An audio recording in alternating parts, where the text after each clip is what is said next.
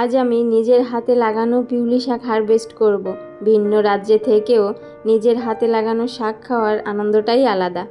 Hello, সবাইকে নমস্কার। আমি জুই। আশা করছি তোমরা সবাই খুব ভালো আছো। সকাল এখন 9:30 আর এখান থেকেই শুরু করছি আজকের ভিডিওটি। আজকের ভিডিওটা আমার জন্য খুবই স্পেশাল, কারণ আজ আমি নিজের হাতে লাগানো পিউলি শাক হারভেস্ট করব। হয়তো অনেকের কাছে এটা খুবই নর্মাল একটা শাক, গ্রামগঞ্জে তো প্রায় সবার বাড়িতেই হয়ে থাকে, কিন্তু আমার কাছে এটা ভীষণ স্পেশাল, কারণ আমি ছোট থেকেই গ্রামে বড় হয়েছি। এই শাক সবজির সঙ্গে আমার আলাদা রকমেরই একটা আবেগ জড়িয়ে আছে। অন্ধ্রপ্রদেশে আসার পর যেটাতে আমাকে সবচেয়ে বেশি কষ্ট দিত সেটা হলো আমাদের বাঙালি শাক পাতার অভাব। সবজি কিছুটা পাওয়া গেলেও আমাদের মতো শাক পাতা এখানে খুবই বিরল। হাতে গোনা ওই 2-1টা শাক পাওয়া যায়, কিন্তু সেগুলো খাওয়ার মতো নয় বললেই চলে। তাই মায়ের কাছে গেলে আমার একটাই আবদার থাকে, মা শুধু শাক পাতা খাওয়াবে। এবার আসার সময় মা খুব যত্ন করে পিউলি শাকের ডগাগুলো শিকড় সহ তুলে দিয়েছিল। আস্তে আস্তে পাতাগুলো ঝরে গিয়েছিল, শুধু ডগাগুলোই ছিল। সেগুলোই মাটিতে বসিয়ে দিয়েছিলাম, আর সেখান থেকেই একে একে নতুন পাতা আর নতুন ডগা গজিয়েছে। আজ সেই ছোট্ট বাগান, পরিমাণে খুব বেশি নয়, কিন্তু আমার কাছে এর দাম অনেক। বর প্রথম থেকেই দেখে বলছে এটা কি পান গাছ নাকি মানি প্ল্যান্ট। যতই ওকে বোঝানোর চেষ্টা করছি এটা এক ধরনের শাক, কিন্তু ও কিছুতেই সেটা বিশ্বাস করতে চাইছে না। তাই ভাবলাম এবার যদি রান্না করে খাইয়ে কিছুটা বোঝানো যায়। পিউলি শাকের ডগাগুলো কচি অবস্থাতেই তুলে নেওয়া ভালো। নিচের অংশে বেশি বড় হয়ে গেলে একটু তিতা হয়ে যায়। ডগা কেটে নিলে সেখান থেকেই তো আবার নতুন ডগা বেরোয়। তাই আগে ভাগে একটু হারভেস্ট করে নিচ্ছি। বেশ অনেকটাই হয়েছে, আর আশা করছি কিছুদিনের মধ্যেই আবার এই ডগা থেকেই নতুন পাতা গজাবে, আবার একটা সুন্দর ছোট্ট বাগান হয়ে উঠবে। আজ এটা আমাদের বাড়ির মেইন মেনু। জীবনে এই প্রথম নিজের লাগানো শাক নিজের হাতে হারভেস্ট করে সেটাই আবার নিজে রান্না করব। এইদিকে আমার শাক তোলার আনন্দে আজকে এখন পর্যন্ত মাছটাও পরিষ্কার করা হয়নি। চলো এই শাকগুলো এখানে রেখে প্রথমে মাছগুলো পরিষ্কার করে নিই। আর ছেলেকে আজকে লাঞ্চ বক্সে দেবো আলু ভাজা ভাত, তাই ওর জন্য প্রথমে একটু আলু ভেজে নিই, তাহলে আর রান্না বাড়ার খুব একটা তাড়া থাকবে না ওর লাঞ্চ বক্সটা টাইম মতো চলে গেলে। তাই প্রথমে ওর জন্য একটুখানি আলু ভেজে তারপর আমাদের রান্নাটা শুরু করব। মাছটা পরিষ্কার করে ঘরে ঢুকতে না ঢুকতেই হঠাৎ দেখি ইনি কান্না জুড়ে দিয়েছে। ইনি এতক্ষণ ঘুমোচ্ছিলেন, এবার উঠেই আমার খোঁজ করছে। এবার ওনাকে নিয়েই বাকি সমস্ত কাজবাজগুলো আমাকে করতে হবে। জামা কাপড়গুলো মেলে দেব, ছাদে মেললে ভালো হতো, কিন্তু এই রোদে ওকে নিয়ে আর যাওয়া সম্ভব নয়। তাই এখানেই মেলে দিই, এখান থেকেই বেশ শুকিয়ে যাবে, কারণ রৌদ্রের যা প্রচণ্ড তাপ উঠছে, গরম তো শুরু হয়েই গেছে। তাই এখন আর খুব বেশি জামা কাপড় মেলতে ছাদে যেতে হবে না, এইখানটাই মেলে দিলে দিব্যি শুকিয়ে থাকবে। জামা কাপড় মেলে এসেই প্রথমে মাছগুলোকে ভাজতে বসিয়ে দিলাম। এইদিকে মাছটা ভাজা হতে হতে আমি সবজিগুলোকে কেটে নেব। মাছটা ধোয়ার সময় দেখলাম মাছে বেশ খানিকটা ডিম হয়েছে, সেটা বর নিয়ে এসেছে। এবার ভাবছি ডিমের একটুখানি বড়াও করব। শাকগুলোকে ভালো করে জলে 2-3 বার করে কচলে কচলে ধুয়ে নিয়েছি। এবার ছোট ছোট করে কেটে নেব। শাক পাতা রান্না করতে খুব বেশি সময় না লাগলেও এগুলো একটুখানি ভালো করে ধুয়ে পরিষ্কার করতে বেশ খানিকটা সময় কিন্তু লেগে যায়। আর রান্না করব একটু ঢেঁড়সের তরকারি, সেটাকেও ভালো করে ধুয়ে পরিষ্কার করে কেটে নিলাম। আর ওই যে বললাম মাছের বেশ খানিকটা ডিম হয়েছে, ডিমের একটুখানি বড়া করব, তার জন্যই পেঁয়াজটাকে কুচি কুচি করে কেটে নিচ্ছি। মাছের ডিম এমনি ভাজার থেকে একটুখানি বড়া করলে পরে বেশ ভালো লাগে।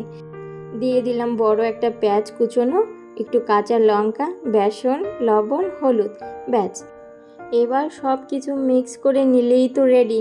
তবে এখানটাই একটুখানি গন্ডগোল, জানো তো, এটাকে আমার হাত দিয়ে কিছুতেই মাখাতে ইচ্ছা করে না, গাটা ভীষণ কেমন যেন গিনগিন করে, ওই কারণে চামচ দিয়ে করে নিলাম। এবার ওই মাছ ভাজার তেলে বেশ বড়া আকারে ছেড়ে দেব। মাছের ডিম ভাজা হতে তো খুব বেশি সময় লাগে না, তাই দেখো ওই একটা দিতে দিতে আর এক পাশে কিন্তু বেশ হয়ে এসেছে। তাই গ্যাসের ফ্লেমটা একটুখানি আমি চাপিয়ে দিয়েছি। এবার উল্টে দিয়ে কিছুক্ষণ ঢেকে রাখবো, যাতে ভিতরটা বেশ ভালোভাবে নরম হয়ে সিদ্ধ হয়ে যায়। তারপর এপিট উপিট করে একটুখানি লাল লাল করে ভেজে নেব। ব্যাস, মাছের বড়া ভাজা তো হয়ে গেছে।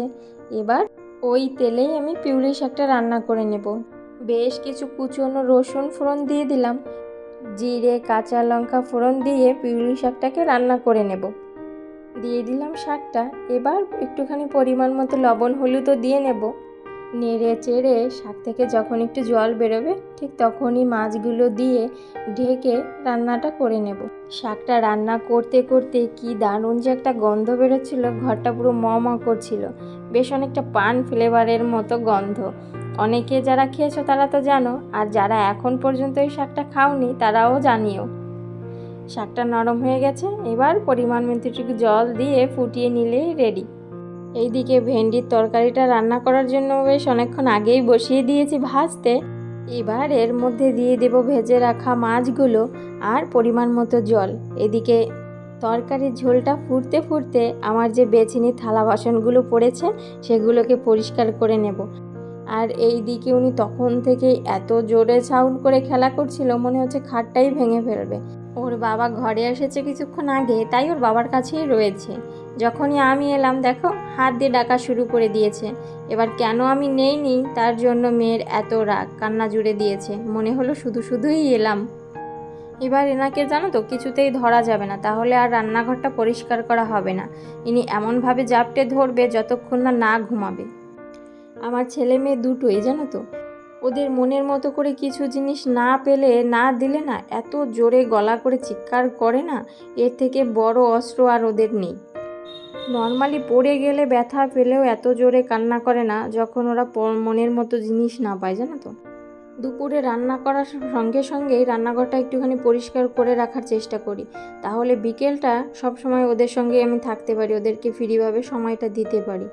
আর যখনই বিকেলে হাজার একটা কাজ থাকে, জামা কাপড় ভাঁজ করা, ঘর ঝাড় দেওয়া, আবার সঙ্গে রান্নাঘরটাও যদি বোনাস হিসেবে পেয়ে যাই, তাহলে বিকেলটা আর ওদের সঙ্গে কাটানো হয় না। আর সারা বিকেলটা কেমন যেন কাজ করতে করতেই সন্ধে হয়ে যায়। সকালে বা দুপুরে ওই রান্নাঘরটা ঘুম থেকে উঠে নোংরা দেখলে না মানে একদম আলাদা রকমের মন মাইন্ড হয়ে যায়। তাই রান্নাঘরটা একটুখানি পরিষ্কার করে রাখারই চেষ্টা করি। চলো, বাবা মেয়ে খেতে চলে এসেছে, এবার ওদেরকে সুন্দর করে প্লেট সাজিয়ে খেতে দিয়ে দিয়েছি, সঙ্গে আমিও বসে পড়ব। আমরা এখন জানো তো নিচে বসেই খাই, কারণ এই পুটুলিটা জানো আজকাল আমার হাতে খুব ভালো খায় না, ও নিজে হাতে ধরেই বেশ ভালো খায়। ওই দেখো ওর বাবার প্লেট থেকে নিয়ে নিয়ে খাচ্ছে। ওর পছন্দের খাবারগুলো ও ঠিক এভাবে নিয়ে নিয়েই খেতে পছন্দ বেশি করে, আর এভাবে দেখি বেশ ভালো খায়ও। তার জন্যই আমাদের নিচে বসে খাওয়া, যাতে ওর খাওয়াটাও হয়ে যায় আর আমাদের খাওয়াটাও একসঙ্গে। তবে সত্যি বলতে ছেলেটাকে দুপুরে খাওয়ার সময় ভীষণ রকম মিস করি। সকালবেলায় স্কুলে পাঠিয়ে দিয়ে হয়তো সেভাবে আর ওকে নিয়ে মন খারাপ করার মতো সময়ই পাই না। এইটাকে নিয়ে সমস্ত কাজবাজগুলো সময়ের মধ্যে করতে হবে, সেটার একটা তাড়া থাকে। কিন্তু এই দুপুরে এক প্লেট ভাত নিয়ে যখন মুখের সামনে বসি, আর ওই দুপুরটায় যতক্ষণ না ও ঘরে না ফেরে ঠিক ততক্ষণ যেন আমার সময়টাই আর কাটতে চায় না। চলো এবার দুপুরের খাওয়াটা শেষ করি। এই ছিল আমাদের আজকের দিনটা। ভিডিওটা যদি তোমাদের ভালো লাগে তাহলে অবশ্যই কমেন্টে জানিও। তোমাদের একটা কমেন্টই আমাকে নতুন একটা ভিডিও বানানোর সাহস দেয়। চ্যানেলটাকে সাবস্ক্রাইব করে আমার পাশে থেকো। সবাই খুব খুব ভালো থেকো, সুস্থ থেকো, সাবধানে থেকো। দেখা হবে আবার নতুন একটা ভিডিওতে।